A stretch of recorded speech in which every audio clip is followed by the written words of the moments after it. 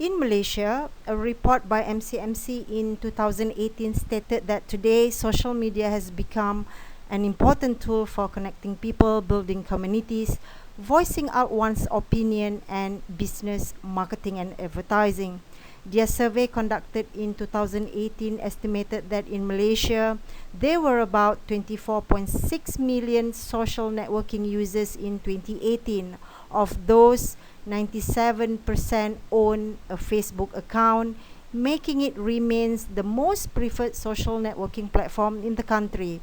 This is followed by Instagram account 57% and YouTube 48%, Google Plus 31%, Twitter 23%, and LinkedIn 13.3%. With regards to communication apps, survey found that there were around 27.8 million users in 2018.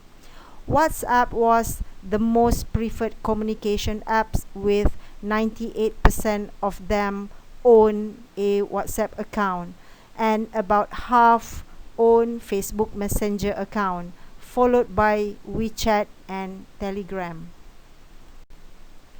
Even though the reports I shared earlier is found encouraging in terms of its engagement to users, however, numbers of studies have found just as the benefits and risks, or we called it the double edge of the internet, as number of issues specific to social media and internet surrounding our usage patterns today. Barron in 2015 stated that our engagement with social networking site is motivated by two basic social needs. The first is the need to belong. That is our natural desire to associate with other people and gain their acceptance. And the second motivation is based on the need for self-presentation. That is our ongoing effort to shape what others think of us. Narkani and Hoffman in 2012 stated that these two factors that I mentioned earlier operate simultaneously because social media activity not only tell us we belong, that is where our friends are, but it increases our sense of acceptance and therefore our self-esteem. And Gonzalez and Hancock in 2011 added that the simple act of updating and reading our own profiles boosts our self-esteem. However, the openness of social media makes it impossible for us to control information about ourselves and our reputations because others can post information about us and our friends constantly provide accountability and feedback on our profile and other material that we post online. The second debate over social media values lead to Facebook depression and Facebook envy. How is that so? The American Academy of Pediatrics recognized Facebook depression that develops when preteen and teens spend a great deal of time on social media sites such as Facebook, Instagram, Twitter, and then they begin to exhibit classic symptoms of depression. These depressions are simply defined as acceptance by peers and contact with peers online. In 2015, Tromholt's research or study has shown that Facebook users, after 1 week away from the site, had higher level of life satisfaction. They feel happier, less sad and lonely, and they were more satisfied with their social life. They had less trouble concentrating, and they were more likely to feel present in the moment. There is also evidence of another emotional downside to social networking, that is Facebook envy. A study by Krasnova in 2013 found that as many as 1 in 3 Facebook users says they are sometimes resentful of the happiness others show on social media. And if you are the social media user, you know that these are the topics your friends usually emphasize in their posts. Who wants friends who report where they didn't go, or who they didn't spend time with, and how unhappy they are? So I suppose you guys can relate to these issues or situations that I explained earlier. Finally, the debate over social media's value raises the question: what is a friend on social media? Are we connected online but disconnected in real life? Barron 2015 stated that only 19% say that, generally speaking, most people can be trusted as online friends. And again, is only 19%. This can be supported by psychologist John Cacioppo when he argued that the greater the proportion of face-to-face interactions, the less lonely you are. The greater the proportion of online interactions, the lonelier you are. But recognizing social media's double edge, he concluded that social media are not at the root of social isolation. They are merely tools, good or bad, depending on how they are used. We have now recognized social media's double edge at personal or individual level. Now we will be discussing on the double edge of technology in bigger scope or context. The mass media includes radio, television, magazine, newspaper, and the internet. The internet and social media raise a number of important issues of freedom of expression. Internet challenge the right to freedom of expression. On the one hand, internet empowers freedom of expression by providing individual with new means of expression.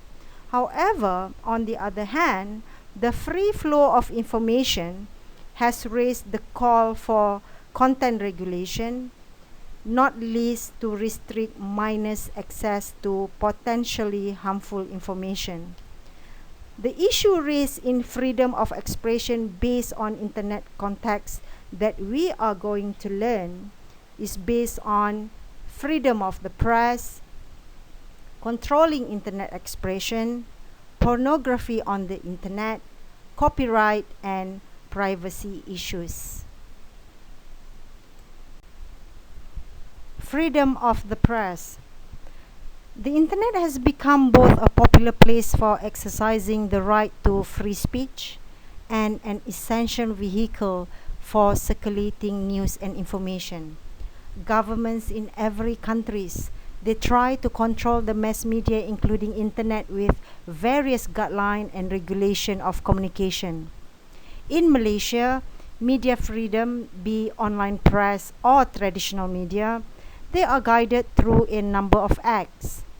Among them are the Sedition Act, the Printing Presses and Publications Act or PPPA, plus several specific media acts such as the Broadcasting Act, the Communication and Multimedia Act, the Control of Imported Publication Act, the Bernama Act, and the Finas Act.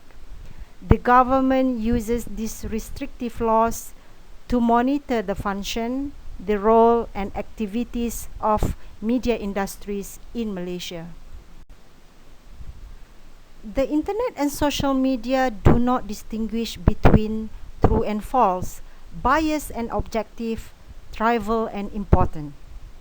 Once misinformation has been loose online, it is almost impossible to catch and correct it.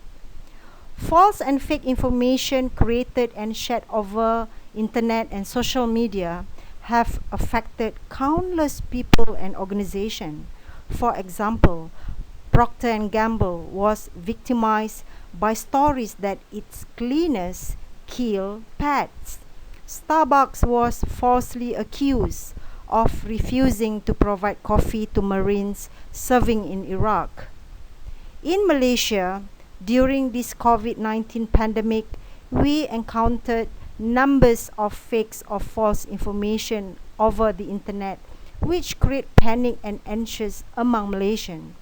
Example in this slide, the fake news of coronavirus in Malaysia listed by the Ministry of Health recently. In Malaysia, the Malaysian Communication and Multimedia Commissions or MCMC set up a website sebenarnya.my in March 2017 to counter fake news. And Dr. Amiruddin, the CEO of Cyber Security Malaysia in 2019 stated that to make it worse, 6% of Malaysians could not distinguish between rumors and good journalism. The Internet and freedom of expression based on pornography. Most efforts at controlling the Internet are aimed at indecent or pornographic web content. The particular concern with the Internet, therefore, is about protecting the children. In US, the Child Pornography Prevention Act of 1996 forbade online transmission of any image that appears to be of a minor engaging in sexually explicit conduct. The US government had passed the Children's Internet Protection Act in year 2000, requiring schools and libraries to install filtering software. In Malaysia, ISPs are instructed to block thousands of websites by Communication and Multimedia Commission MCMC under Communication and Multimedia Act CMA. And almost all of these websites are related to offensive and indecent content such as porn, LGBT site, sex and others. In February 11, 2019, The Star released an article highlighting the issue of child pornography and Malaysian cyber law. The article explains that child rights activists are now pressing for internet service providers or ISP in Malaysia to do more to prevent the circulation of child pornography. The ISP roles and parental controls are the two possible solutions to this issue. Now, let's try to understand more about these two roles in the next slide. In Malaysia, ISPs and telecommunication company must comply with directive from the MCMC to restrict access to websites deemed illegal. Internet content monitoring by ISPs and intermediaries, however, is not the only possible solution to this problem and has limited effectiveness due to technical constraint. According to MCMC 2016, parental control would enable parents to restrict or limit access to specific websites, words, or images that deem inappropriate for the child.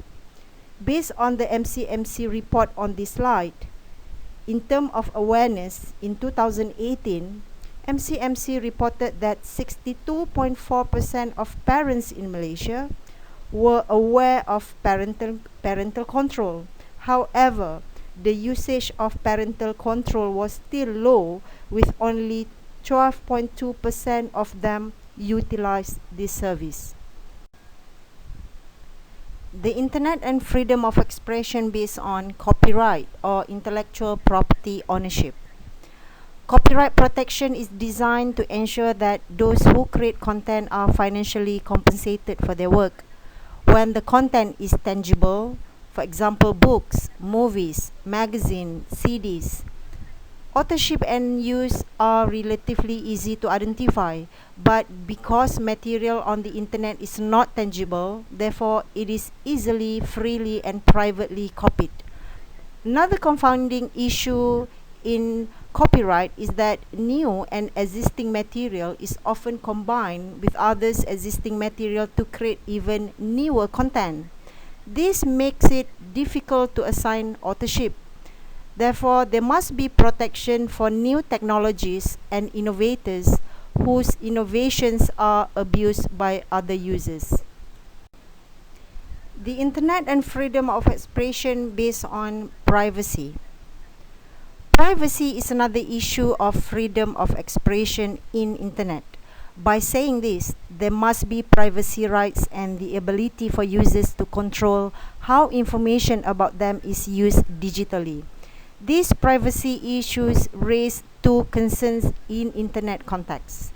The first is protecting the privacy of communication we wish to keep private, and the second is the use and misuse of private personal information willingly given online.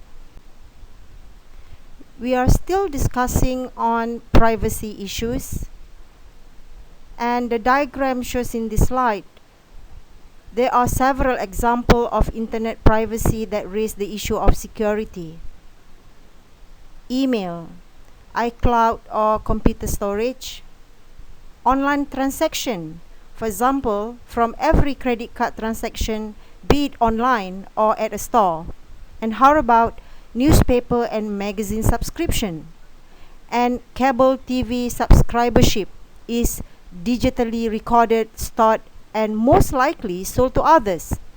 And how about when Facebook harvested personal data from about 50 million Facebook users for micro-targeting political campaigns? And finally, very cool yet risky and scary when users can identify and be identified from nearby fast food location.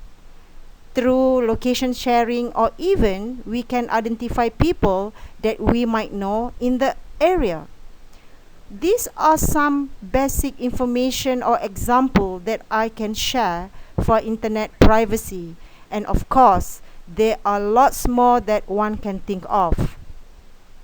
So in Malaysia, the Personal Data Protection Act, or PDPA, in 2010 came into force on 15 November 2013 to protect information collected of an individual and the inappropriate use of personal data for commercial purposes. Virtual democracy. Democracy is defined as when citizens participate actively in important political decision-making processes and have equal rights to participate. Democracy is also about citizens who have the information and freedom of communication, the need to govern themselves. And virtual democracy studies indicated that people with greater knowledge will pursue better government. In Malaysia, the government had a complete monitoring on the distribution of information until the emergence of the internet. Virtual democracy. Democracy is when citizens participate actively in important political decision-making processes and have equal rights to participate. Increasing attention is being paid to the political uses of the new communication technologies, such as using social media in their political campaigns. Virtual democracy or digital democracy, or some even referred as e-democracy, that stands for electronic democracy. These are the impact of emergence and development of digitization communication system for political purposes. The internet emerges also create a communication medium for public debate that are spontaneous with real-time feedbacks, flexible, and above all self-governed. But if democracy is increasingly practiced online, those lacking the necessary technology and information will be denied their vote. That brings us to understand more how technology and information gap affects virtual democracy today. Virtual democracy, the technology gap case of Malaysia in 2018. Even with its rapid diffusion in Malaysia, a survey by MCMC in 2018 indicated that almost 13% of people in Malaysia do not use the internet. The democratization of the internet still favors those who have the money to buy the equipment needed to access the internet. as well as to pay for the internet connection beside literacy or skill and knowledge issues. This leaves out many Malaysian citizens, those on the wrong side of the digital divide, the lack of technological access, especially from the age group of 40s to 60s. Virtual democracy, the information gap. Another important principle of democracy is the full access to information. Those without the essential technology resources will have limited access to the information. Reason? The main reason is media failures to deliver important information to all citizens. For example, cable TV subscribership, such as Astro in Malaysia, is lowest among urban working class and poor people. Some newspaper and magazines are not interested in some readers or consumers because they do not possess the demographic profile wanted by advertisers, such as less well-off people who possess low purchasing power to advertisers' products and services. So, what is the effect or consequences? Now, democracy will suffer from the information or knowledge gap. The differences in knowledge, civic activity, and literacy between better informed and less informed Malaysian will increase. That lead to less informed society or citizens. So, what is the solution? According to Baran 2015, the best way to bridge the technology, information, and knowledge gaps is to close the digital divide. It is an effort that has taken up the interest of several private and public entities just to ensure universal access to fast and affordable network. Dear students, we have reached to the last section in this chapter, the 5 internet freedom. The internet and social media, especially with the power to reshape all the mass media, raise multiple issues for media literate users hoping to effectively make their way in an interconnected world, guidance for which can be found in the Declaration of Internet Freedom, as you can see on the slide. This Declaration of Internet Freedom is summarized as follows. There must be no censorship of Internet. There must be universal access to fast and affordable networks. There must be freedom to connect, communicate, create, and innovate over the Internet. There must also be protection for new technologies and innovators whose innovations are abused by other users. There must also be privacy rights and the ability for users to control how information about them is being used. These 5 elements were explained and discussed in details earlier in this chapter. I hope now each and every one of you understand how Internet and World Wide Web shape and influence the users or consumers today. Before I end this session, I would like to thank everyone for listening, and shall you have any question pertaining this topic or chapter, please do not hesitate to engage with your respective lecturer. Until then, please stay safe at home and see you next time.